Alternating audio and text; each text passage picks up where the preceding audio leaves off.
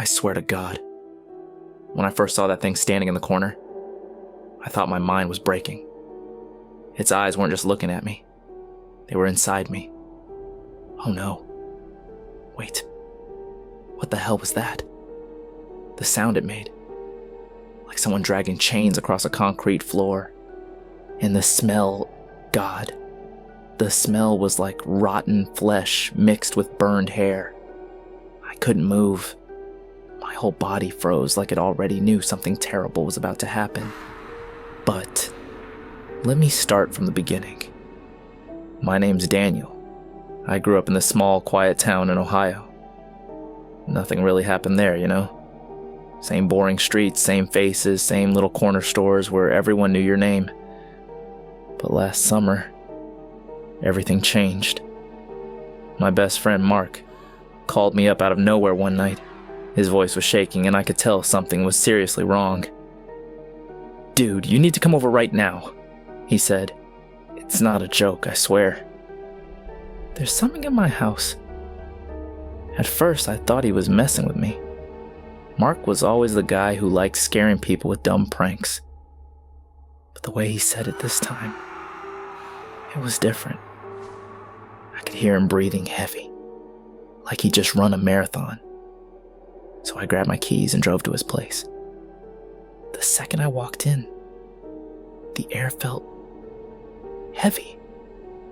Like, you know when you enter a room and suddenly you feel pressure on your chest? That's what it was like. I looked at him, and his face was pale as hell, his eyes wide like he hadn't blinked in hours. "Where is it?" I asked. He just pointed upstairs. Now, I swear I heard it right then. Like whispering. Not loud, but this faint murmur coming from the hallway above us. My skin crawled instantly. I froze at the bottom of the stairs listening. "Do you hear that?" I whispered. Mark just nodded slowly. His lips were trembling and he wouldn't even look up.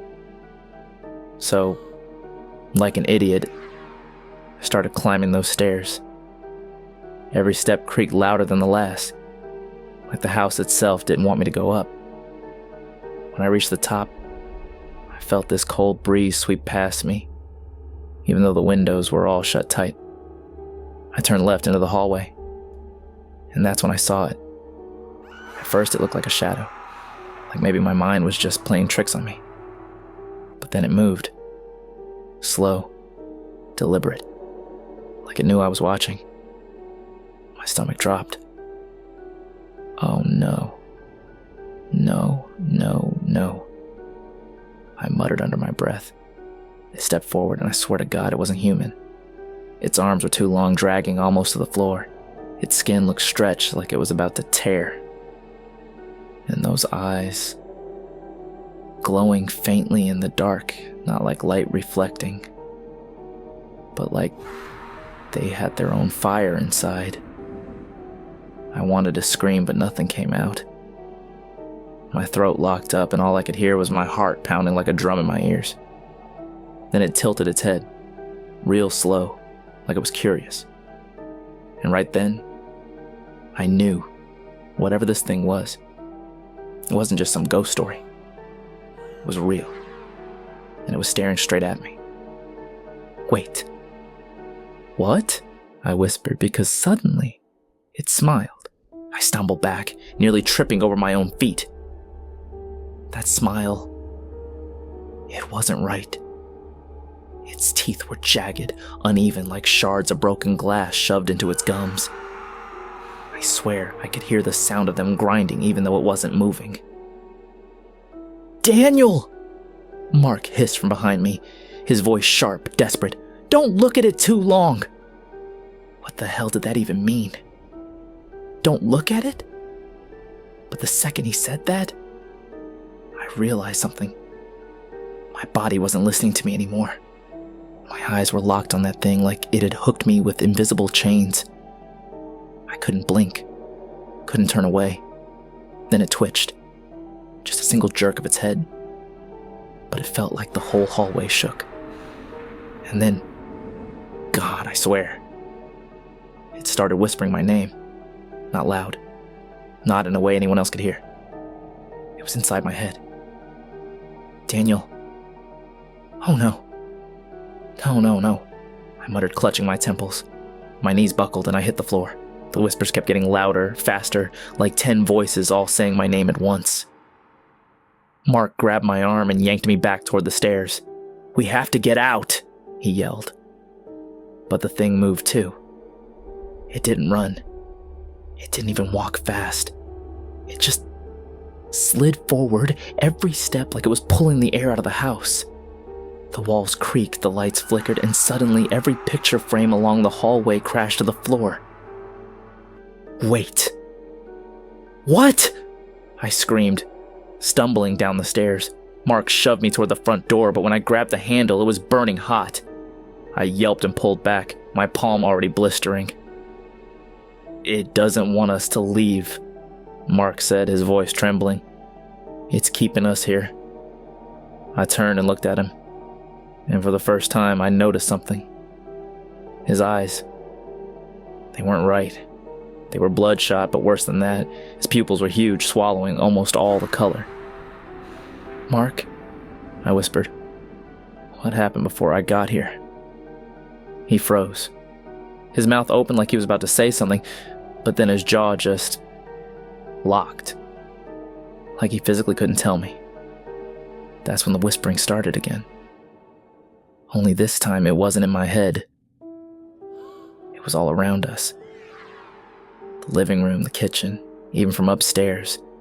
Different voices overlapping, some laughing, some crying. I swear I felt hands brushing against me, though nothing was there.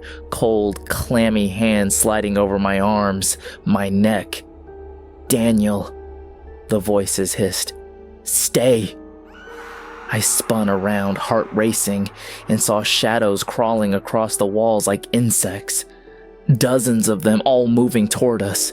Mark grabbed my wrist. "Basement," he muttered. "It can't follow us there." I didn't even think.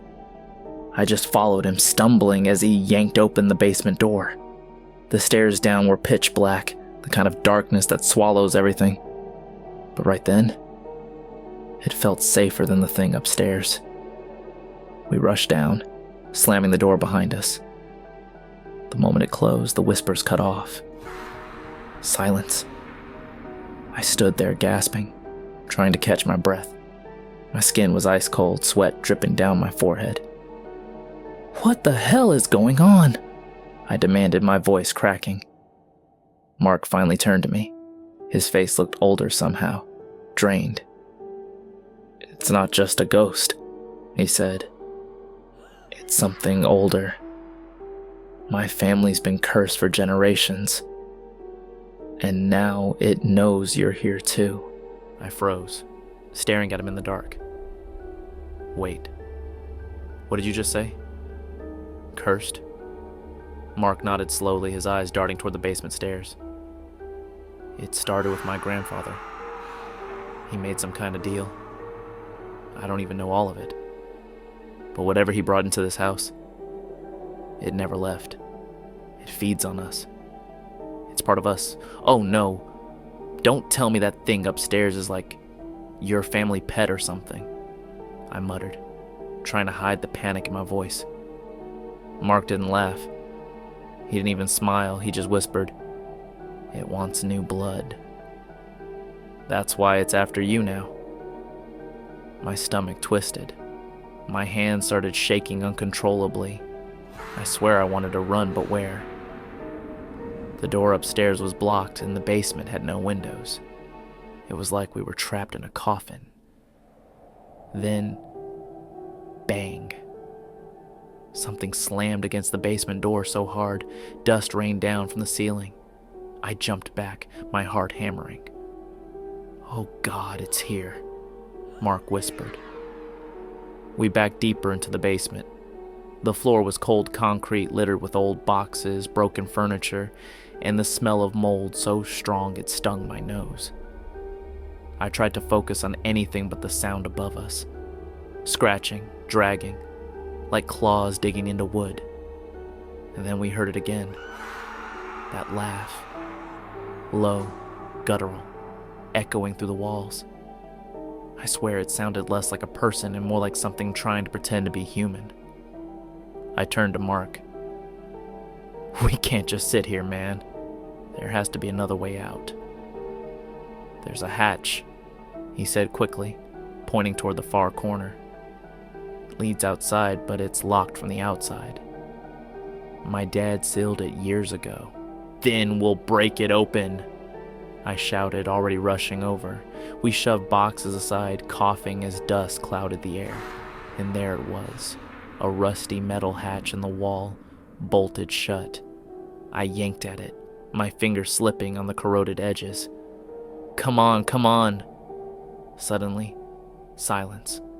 The scratching, the banging, it all stopped. Mark's face went pale. "That's not good." I froze. "What do you mean, not good?" And then, click. The basement light flickered on by itself. A single dim bulb hanging from the ceiling, swaying slightly as if something had just brushed past it. I swear to God, my blood turned to ice. The shadows stretched across the walls, bending in ways they shouldn't, all pointing toward us. Then, from the top of the stairs, we heard the slow creak of the door opening. "Oh no. No, no, no," I whispered, backing against the wall. Something started coming down, but it wasn't footsteps. It was like a crawling sound, limbs scraping the wood. Mark grabbed a broken pipe from the floor and raised it like a weapon. His hands were trembling so bad, the metal clanged against the wall. We watched in horror as a hand appeared on the stair rail. Long fingers, skin stretched too tight, nails black and cracked. Then another hand, then its head. Its smile was wider now, impossibly wide, splitting its face. "Wait, what the hell?" I muttered, frozen. It didn't rush us. It didn't even move fast. It just crawled down, one step at a time, like it had all the time in the world. Mark screamed and swung the pipe, the sound echoing like thunder. The thing stopped halfway, tilting its head like it was amused, and then, God help me, it laughed again, this horrible wet sound like something choking on blood. I swear, I felt my mind slipping.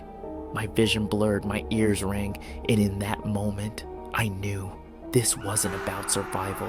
This thing wanted us to lose ourselves before it even touched us. Mark's scream echoed through the basement, bouncing off the concrete walls. He swung the pipe again, harder this time, and for a second I thought he actually hit it.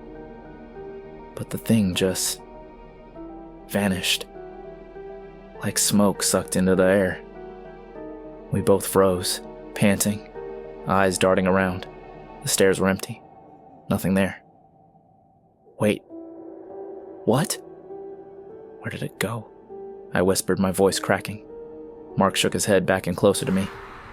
"Don't trust it. It never really leaves." That's when the bulb above us burst, glass raining down. We were swallowed by complete darkness, and in that pitch black, we heard it breathing right behind us. "Oh no. No, no, no," I muttered, spinning around, swinging blindly at the air. My hands hit nothing but cold emptiness. Then something whispered in my ear, so close I felt the heat of its breath. "Daniel!" I screamed, stumbling back. My foot caught on a box, and I crashed to the ground.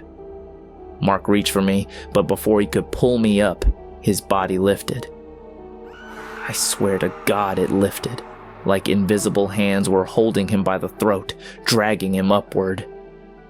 "Help me," he choked, his legs kicking wildly.